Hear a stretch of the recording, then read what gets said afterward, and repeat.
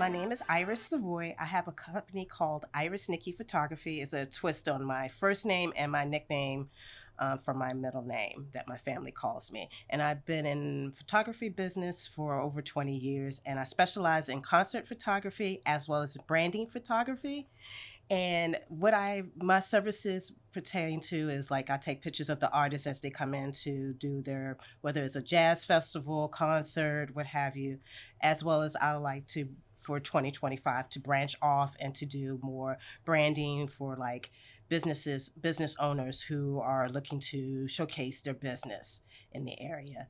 And it can range from doing just headshots, which is just the top of your head, to mid body, to going out and shooting. If you have like a hairstylist or a hair salon, I can do that, or different businesses down in the area. Very nice. So like kind of if they have like products too, like branding type stuff, you can Yes. do like those shoots where everything looks like super like beautiful and Yes, juicy. we can do like a little photo shoot for that particular services that they provide. Amazing. I love that variety. I actually love concert photography and do that a lot on my own time. I love it. So that's great. You're right up my alley. Yes, it's great. Right? I love it. I wanted to ask you how you got into your industry. Like what started you on your journey as a photographer and these specific niches? Okay, what started it? It was back in 2006. I was looking for a church home. I was in the Catholic Church, but I went to a different church in the Washington, D.C. area, and they were heavy on people volunteering and serving in the church. So I had to figure out where I wanted to serve. I couldn't sing,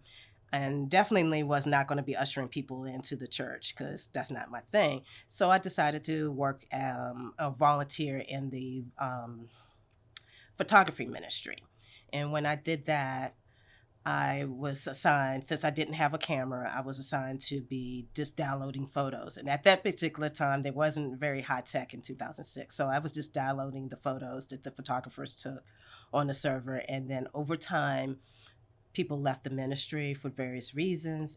And I ended up having to shoot things that they had at the church. So I had to go and buy a camera. And I went from there to saying, hey, I'm getting well at it, doing shooting at Sunday services, special events. Let me do some other things and learn how to shoot camera and learn all different techniques. And from there, I created my business in 2010, and I shot just about everything from landscapes to food to events, You named it. And around COVID time, well, actually, backtrack. I did started shooting concerts in 2015. That was my mistake. But in 2020, I paired with a photographer back in Atlanta, and she showed me that it would be best for my business to grow after COVID shutdown takes place and we are all back into normal. Yeah. That I need to niche down my photography instead of being wide open, just to niche it down to some things that I'm really good at. Yeah. And when I came up with that, I'm really good at branding, headshots, and I'm definitely good at concerts because, of course, I love music. It was a background that I did when I was in high school and middle school with high school band, and I thought it was a good avenue. And I've been very successful with it in the Washington, D.C. area. I absolutely love that. And I love that sometimes it's hard for us to hear stuff like, hey, you need to find your niche and like dwindle down to what you're best at. And like part of being an entrepreneur and growing is like hearing that advice and being like, you know what, you're right. Let me go ahead and like scale it down a bit and do what I'm best at. And it was much better because it's great to have that wide open, but when you're niched down, you don't have to worry about being all over the place. Yeah. It's very narrow. That's right. And now talk to me about marketing for yourself. How are you getting the word out there about the type of services that you provide? Is it mostly word of mouth? Are you online making videos? It's mostly a combination of word of mouth of people knowing me in the area, as well as social media. I do post every day. I try to, Beautiful. Monday through Friday, through Instagram, and as well as being personable and being out and about, trying to find being out and being sociable. And it's what I learned with music photography. It is the way that you will learn about, or people learn about you, is if you are constantly around and you network with other people. Yes. So that is another niche of a way of getting out. Love it. And then let's talk about, I'm I'm sorry, I have like my little notes here that I'm looking at. You were able to partner with Next Up, a nonprofit women's organization in Chicago. Talk to me about that. Yes, that happened because I work full time at Giant Food. It's a grocery store in the Washington D.C. It's the number one grocery store in the Washington D.C. area. And I had to put that in there. That's right. And I work as a print distribution coordinator there, and I handle the distribution for our circulars that you see in the stores. And we have this organization and that we participate in. And several of our workers in the corporate office as well as in the stores are members of the group. And just so happened one of the members has seen my Instagram page and he saw all the concerts and different things that I do. And he asked me, he was like, would you be interested in helping us? And I was like, yeah, because I always volunteer and come to their different events and things. So it was a perfect opportunity. And this year it led me to go to their leadership conference in Chicago. Yeah. I got to meet with other Next Up members from different organizations and regions throughout the country, actually pretty much through the world too. Wow. So it was a pretty good conference. Sounds like it. Yeah, it was over 1,000 female women business owners or business women in the area. So it was great. I'm sure. And then being surrounded by that community and all the women It was very empowering. Yep. And it was giving you an advice, hey, do this, do that. And it was just a very uplifting few days. Yeah, I love that. And then, okay, so you have 20 years of advertising experience from the Washington Post. Can you talk to me a little bit about that? That's so cool.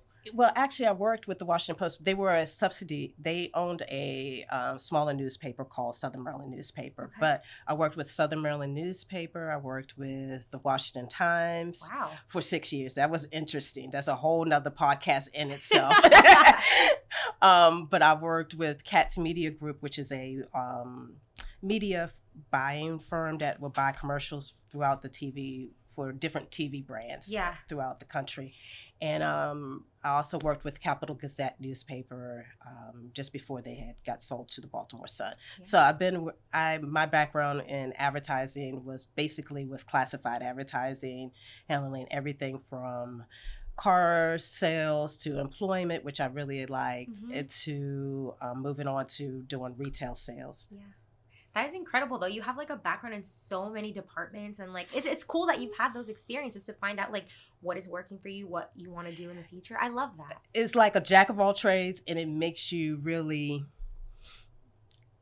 be experienced in what you really like and what you really don't like. Absolutely. And with branding, branding photography, I know what people really need for different niches, for different shoots. Yeah. And then talk to me, do you have a team? Are you doing this all on your own? My photography business is just a one-person shop. It's just me for right now. I have great CRM systems with Honeybook, Aftershoot. I still use SmugMug as my backup, but those three main things have helped me so much. Yeah. Absolutely. Thanks for sharing those insights that you use there for other entrepreneurs who maybe are considering what to use. What have been some of your most memorable, I guess, stories or experiences that you've had, whether it's with concert photography or branding? Favorite or more memorable? Yeah. The memorable is I left the company, left Capital Gazette 3 months before, unfortunately, they had the mass shooting. And from learning from that is always chase your dreams. Life is short. Things can happen. So always go after your goals and dreams. Even if the people tell you no 1,000 times, keep going. Yeah. Because life can change in an instant. Memorable things, I would say over 20 years, I would say just go after your dreams and do whatever you want to do. If you fail, you failed. At least you try. When it's all said and done, at least try to do something because you never know. Yeah, absolutely. That's such a powerful message because truly, like, since that shooting had happened, like, I'm guessing kind of puts you in like a certain perspective. Like, man, had that. Yes. Yeah. But not to down on it, but that was one lesson, but I also learned from being laid off. As always, you always want to evolve. You don't want to always be stuck in one position. And this is how just do that for 30 years. Yeah. So you always want to evolve and keep moving. And even if it means taking classes, if it means long nights, Yeah. do it. No, yeah. Thank you for touching on that. You're absolutely right about that. And sometimes we do kind of forget to think about those long nights that we have to stay up and sacrifice that, and it leads you to a new perspective. And thank you. Yeah. And then where do you see yourself in the next 5 years as a person and with your business? With my business, I hope within 5 years that I am working more with the artists and developing them for marketing outside of just shooting them for their festival or their concert. Yeah. That I'm moving on and helping them with their marketing scheme, as well as I would also like the branding side and headshot side to be developing it as well. Yeah. And then hopefully with both of those going, I will be out of the industry, so to speak, for full time. And I'll be just doing that for. Love it. Yeah, I love that you've given it thought, and you're just like, this is where I want to be, and this is where I hope to be in the next 5 years. Thanks. Yeah. And then, what kind of experience do you hope to give to your clients when they're looking to hire you? Talk to me about that. I want it to be more personable, like I'm part of the group. I'm part of their team. That way, if I'm part of their team and they think of me as part of the team, then the flow will go so smoothly because they will be able to talk to me, hey, can I have this done? Can we do this? Or I can put more of my standpoint or my opinion on the situation. Yeah, love that. And then what do you like to do on your free time? Like, I know you love music, so that's probably like, I love this. So this is like, woo. I'll give it to you. I like going out to concerts without my camera gear and having it be checked by security. Yes. So I would love to go to concerts. I'm a travel head. I love to travel. I have Turks and Caicos, Hawaii, Bali, all those on my travel to-do list. So I want to get that done. I'm also HGTV addict. So I would just love to have a day where I can just have my electric blanket and my TV remote and the HGTV playing. That is beautiful. It sounds like a dream. Just in peace and quiet. That's all. I love peace and quiet. But I'm also a good foodie. If you give me a good restaurant, I can deal with it. What are your favorite foods? My favorite foods is Italian. Sometimes a little bit of spice, but I'm trying to get used to sushi. I have to get used to it, but I'm trying it out now because of my coworkers at Giant, but I am trying to learn it. Yeah, no, I love that. I love that you're all about exploration. You're like, you know what? I'm going to try. I'm doing my best here. Yes. I don't know how I feel about that raw squid right there, but okay, we're going to try it. It's just the raw and it's the seafood smell, but I'm getting used to it. Wow. I give you shout outs and kudos to that because I don't know that I could. So keep going, girl. Thank you. You're welcome. And then what have been some of the hardships for you as a business owner, and how have you overcome some of those things? Just to offer us some insight. The hardest is working at the same time and trying to manage being part-time and trying to struggles. It's hard because some evenings I want to go lay down and I don't feel like doing it, but I have to do it because I'm the only person that is going to run Iris Nikki Photography. So if that is one thing.